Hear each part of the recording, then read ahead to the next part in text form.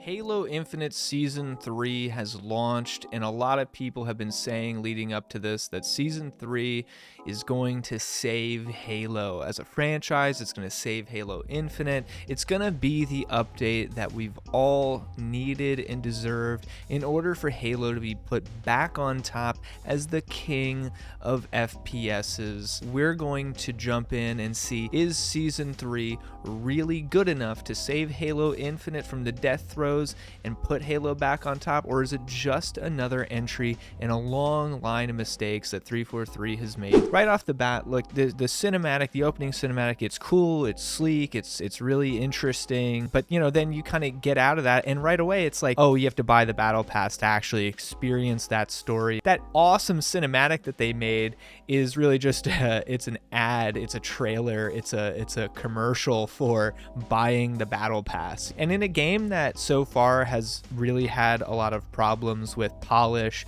and content and lacking reasons to keep playing, and the progression system and bugs and removing content and not living up to these different promises that the developers have made, it just feels bad that the first thing you experience is like this gotcha right away, this dialogue box before you can even hit the lobby screen. It's this dialogue box that comes up asking you to pay for the battle pass. It just feels a little icky to me. It'd be different if the game has been polished and amazing and really up to snuff since the beginning, and this is Season 3. This is really just their second big season update. You have Season 2 and then now Season 3. In the span of a year and 4 months, we're on Season 3, whereas this was any other major title, be it Overwatch or Call of Duty or any other game that utilizes a season feature, we'd probably be on Season 5, 6, maybe even 7 by now. And after delays and a lot of promised content in Season 3 that was cut to meet their second deadline, we finally have Season 3 at our disposal to play and enjoy and see what quality of life features and new content it brought to the game. For how touted this update was and how hyped up it was, I was really expecting a lot. When I got on and played it, it was really just like, here's a gun from Halo Reach, Halo 4, and Halo 5. We put it in here now. We already had the asset. Here's 2 new maps. Both of them are really bad. And yeah, enjoy. There's also some customization, a battle pass you can pay for. Some weapon skins and armor in the shop you can pay for. I know you guys waited, what was it? Was it 6 months for Season 3? And then it was 8 months for Season 2 or something like that? The math pretty much adds up. It's been about a year and 4 months since the multiplayer beta. Because they had to release that little free 30 tier battle pass, because sorry that we're delaying our seasons again thing. The overall impression that I can't shake in my experience with Season 3 is that Season 3 is how the game should have launched. Season 3 is the state of the game that it should have been in when it came out, and we're finally up to the standard. Exactly, content-wise, and in a lot of, well, sure, in terms of, and this is negating, performance and all these other things, we'll get to that, but as far as content, as far as functionality, as far as quality of life, this is the state of the game that it should have been in when it came out to the public, when you were allowed to start putting money into it, buying the $60 campaign, spending money on these battle passes. This is the state that the game should have been in. Look, is it cool to see the Mirage armor from Ghosts of Onyx, one of my favorite Halo books? Yes, it's cool. It's sick to experience those things in Halo for the first time and to get some new content that way. Is the Bandit rifle, is the DMR returning cool? Is it cool to shoot the DMR without a scope on, and it's this a little bit different kind of a feel to it, and you still, I'm a Reach kid, so I enjoy having that weapon back. Is it cool? Yes. Does it belong in the sandbox is a whole different discussion, but is it cool? Absolutely. There's a lot of things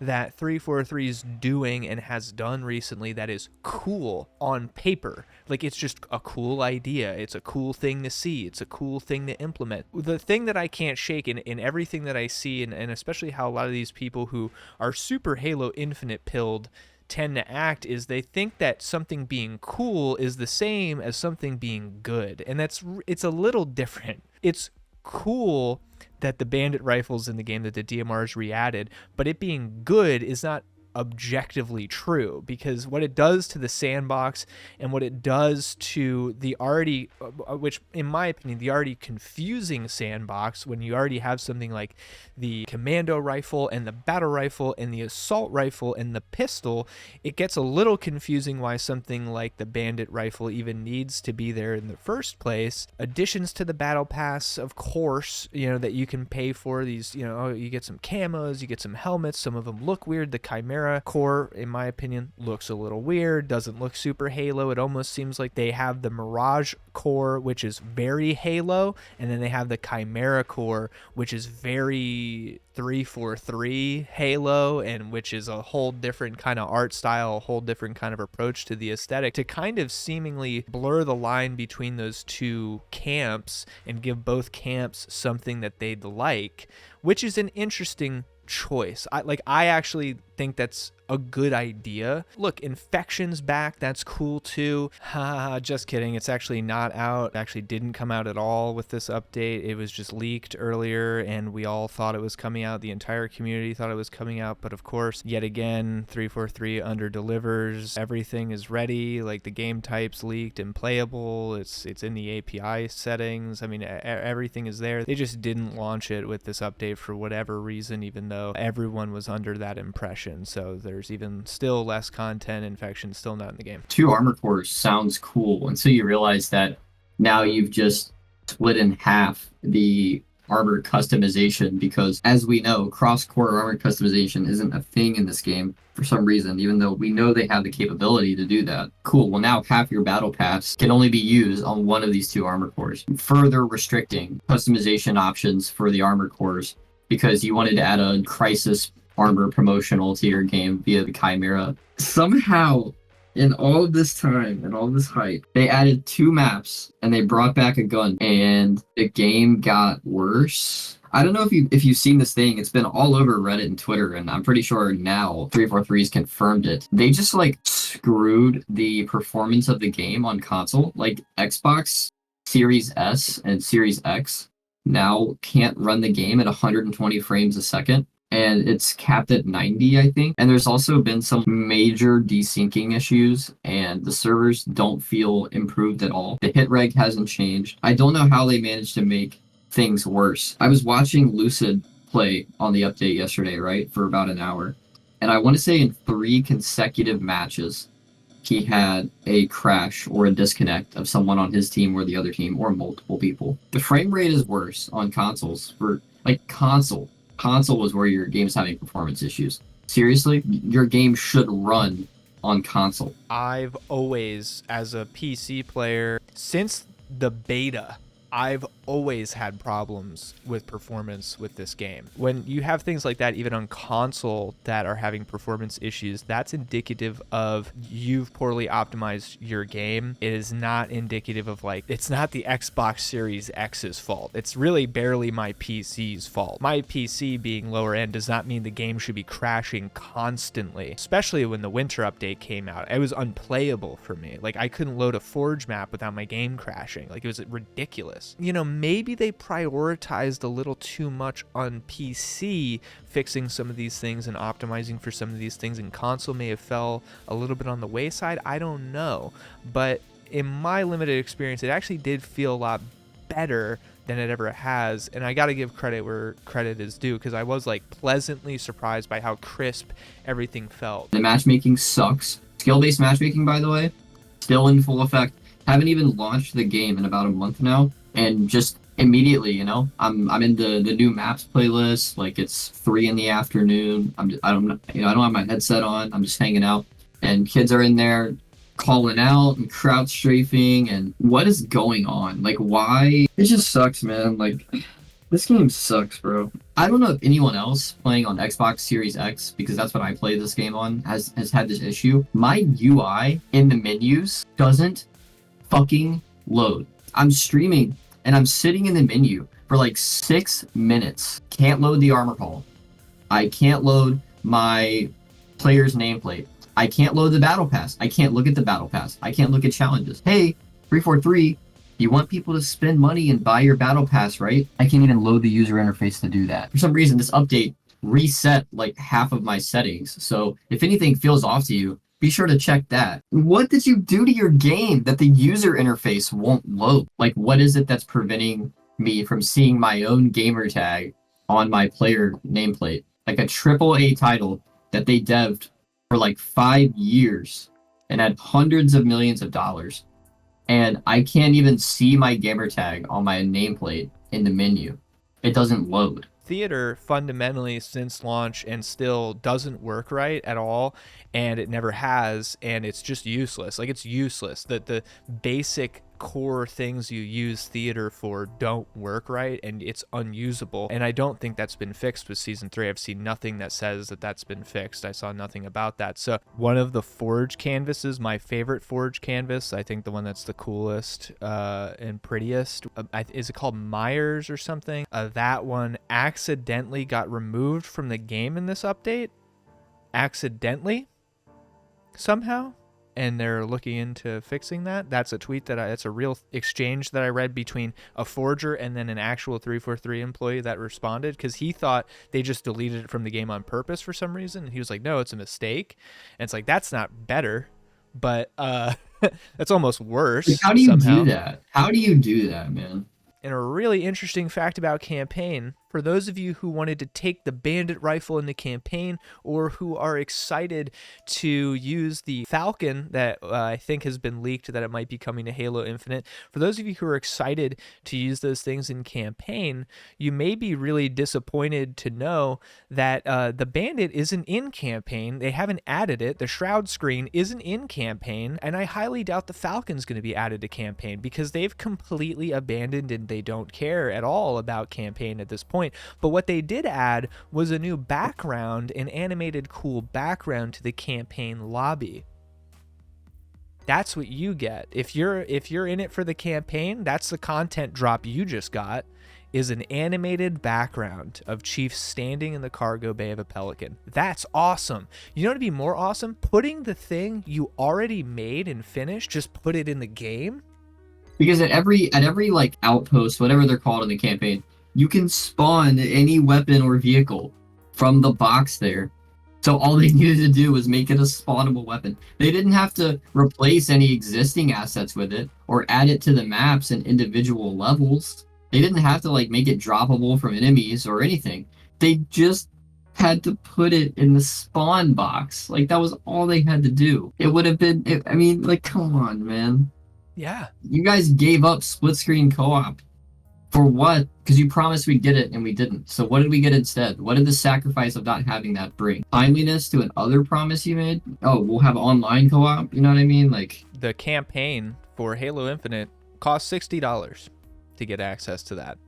And it has gotten the least amount of post-launch support out of any other portion of the game. In fact, it's actually had features that were promised prior to launch cut in order to make room for more half-baked multiplayer battle pass driven content. Yet, that's the campaign. It was the $60 premium that a lot of us paid money for. It just seems like their focus is completely solely entirely on multiplayer at this point. If you are someone who's into campaign, I'm sorry, it's over for you. Very much evidenced by the new weapon and equipment not being added to campaign. Like, that should be your final nail in the coffin indicator for you to where their priorities are and how much post-launch support campaign's going to get. and you want people to spend money on this game. I just wonder, like, is 343 like sitting there like, why is our game not relevant? Why is Halo Infinite not more popular? Why are we bleeding players? Like, why are we losing money, right? Have you seen the state of your game? I just don't understand. It's not even like they're missing the mark. They're just not hitting a mark. It would be different if they added 5 new maps to the game and 3 new game modes and a campaign DLC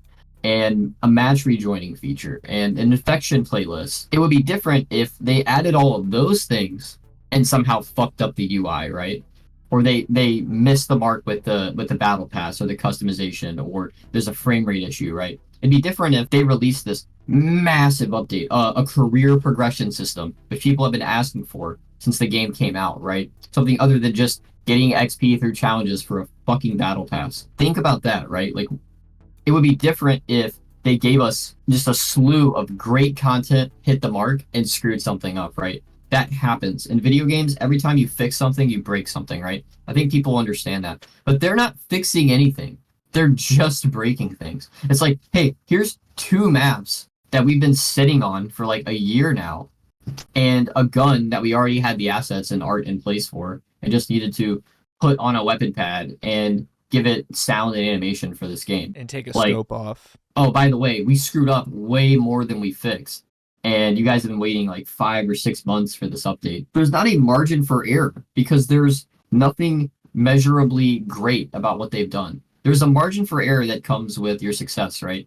And anything else, when you're doing really good, you can get away with making a few mistakes. They are only making mistakes. I like to imagine that Halo Infinite is literally being held together by like duct tape. If anything breaks, the entire game will just become completely non-functional. And every time they release a fix for anything, it's the most like rushed, incomplete, bare bones solution to a problem. And because you said poorly optimized, and that's what's got me thinking about this, just how fragile this entire game is. And the feats, like it's completely inoperative if you're not connected to the internet, especially if you don't have fast internet and a good system, be either a good PC rig or an Xbox Series X to run it. If you're playing this game on the Xbox One, I pray for you. It's insane, like how bad this game is, and it's a massive, massive file, over 100 GB. It wants you to have a good rig and great internet speeds, and that's for it. That's for your UI to not load. That's for you to have frame rate issues. That's for your game to crash. That's for you to barely even be able to precipice a solid multiplayer experience on this AAA title. I don't know what Microsoft's doing, man. At this point, just get Chat GPT in there and just let the AI make a Halo game. It can't be worse than what 343's done. It's a very important distinction that we try to make clear, that it's not just like, oh, well, there's a UI bug and just that at face value means whole game bad, whole update bad. It's like, no, not really. But on top of all these other things, overall, there's a lot of cons that just shouldn't be there. It just makes it a harder sell. God, I am hating for the sake of hating sometimes, just because these guys have butchered my favorite video game franchise, murdered it, drug its corpse out in the street, and just continued shooting it. Lit it on fire. Why, dude? Why? Why did they murder this series and then they just continue to desecrate its corpse like every chance they get? And you have this nucleus of like 5,000 people that are like, no, 343 Halo is great. Like, we love this. They can make infinite mistakes. The margin for error is limitless. And they're just, it's like a gotcha game situation where you literally have just like a select few whales that are just funding this abysmal project forward. And it's like, I'm just sick of it, man. I'm so sick of it, dude. I know that 343 is probably trying their best given the circumstances that they have. And I also understand that 343, I think, upper management, from what I've read since that whole staff shakeup happened, I don't think they've been playing with a full deck of cards for a long time. When the management, when the project management, when the direction, when the way that resources are being utilized is as bad as I think it has been for this game since it began development. There's not a lot that a few really talented designers and coders and artists can do. Like, there's not a lot they can do to make sure that things go well. At the top level, things are being done so badly. And unfortunately, the entire company and the franchise has had to suffer because of that. And that sucks really bad. It's really hard to stay on board with something that just, we know, has not had enough of the care put into it that it's needed to succeed. Thank you guys so much for watching and listening. Let us know what you think about Season 3 so far. Do you love it? Do you hate it? Have you experienced any performance issues? Are you on PC or Xbox? Let us know, because we're genuinely trying to figure out, is it just us? Subscribe if you want to see more content like this. We make a lot of stuff like this, a lot of critical analysis of these different video games and looking at it from different angles that no one else does. And like the video if you enjoyed it. Share it around if you think your friends will like it. And we will see you on the next one.